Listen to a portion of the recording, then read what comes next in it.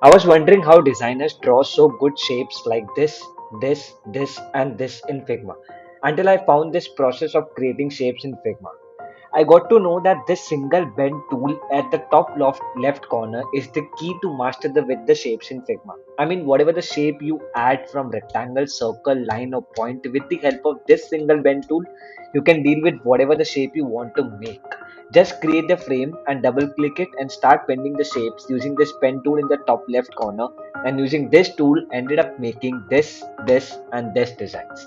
I know it's not too good, but a decent one for an intermediate like. So start using this tool. You might be wonder how amused you will feel. That's it for today. Until next time, have a good day, people.